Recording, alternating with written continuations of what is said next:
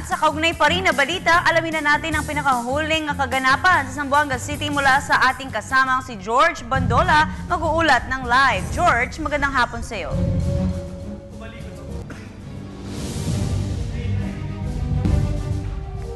Magandang hapon, Princess, at sa mga oras ito ay napakainit ng sikat ng araw mula naman po dito sa bahagi ng Zamboanga City. Pero hindi pa rin po tumitigil ang pamahalaan, lalong-lalo na ang puwersa ng gobyerno para tuluyang matuldukan ang ginagawang pananakop ng mga membro ng Moro National Liberation Front sa ilalim ng grupo ni Nur Miswari. Tiniyak nitong si DILG Secretary Mar Rojas na palit na ng palit ang mundo ng mga membro ng MNLF rebels dito sa Zamboanga City matapos na tuluyang makordon ng pamahalaan ang halos 70 hanggang 80% ng mga naunang barangay na sinakop ng grupo nitong MNLF rebels. Ngayong umaga ay nagkaroon muli ng panibagong insidente ng barilan sa pagitan ng pamahalaan at ng tropa nitong MNLF rebels.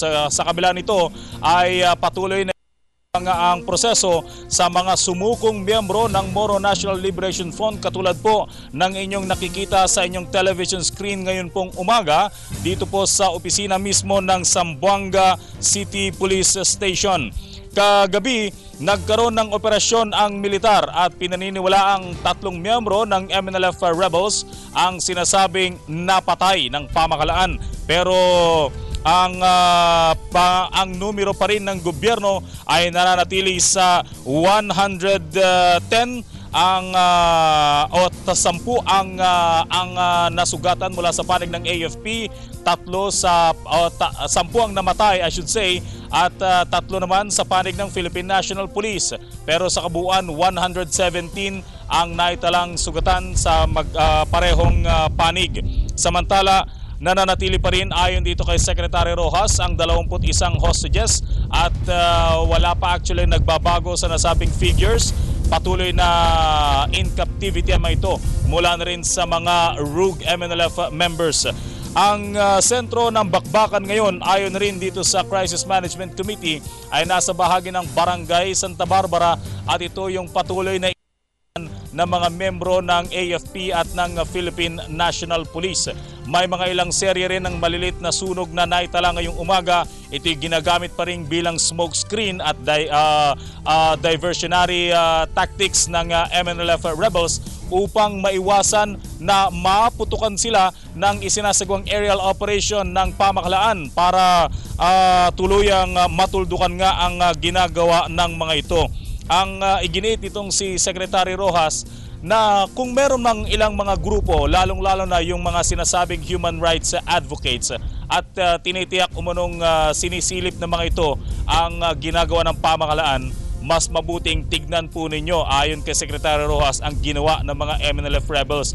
Napakarami, daang libong mga pamilya ang kawawa at mga naapektuhan nitong nasabing pag-atake dito po sa Zamboanga City at dinestabilize ang pamamalakad ng pamahalaan, lalong-lalo na ang kalakalan at ang normal na pamumuhay ng mga tao. At sa pinakauling update ko mga kaibigan, 167 out of 200 schools ang nakatakdang magsimula naman sa susunod na Lunes.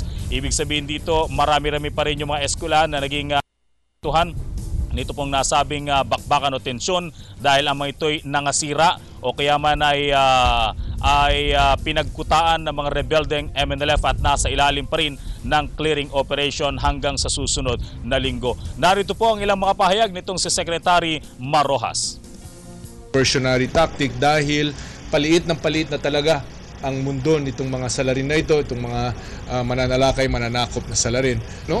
Araw-araw lumalakas, tumitibay ang tayo ng puwersa ng pamahalaan, pati yung regularidad at normalisasyon ng Zamboanga. Nakikita natin unti-unti kusa amon pa hinay-hinay pero no? Steady, regular, step by step na nangyayari ito at araw-araw din ay humihina ang tayo nitong mga salaring mananakop na Actually, ang binabanggit itong Secretary Rojas ay kalinsabay na rin ng patuloy na ginagawang pagpuproseso ng pamahalaan doon sa mga sumuko. Sumuko man sila, na-capture, magiging pareho daw ang treatment ng mga ito at sigurado siya na rebellion charges may kaugnayan sa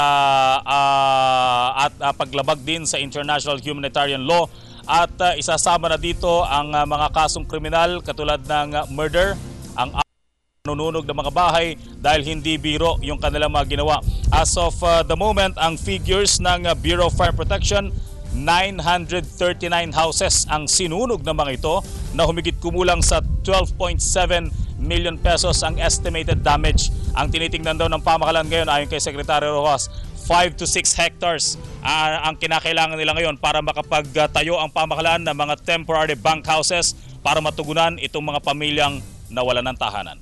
So ito po ang pinakahuling update mula rito sa Zamboanga City kasama ang RTVM. Para sa Telebisyon ng Bayan, George Bandola.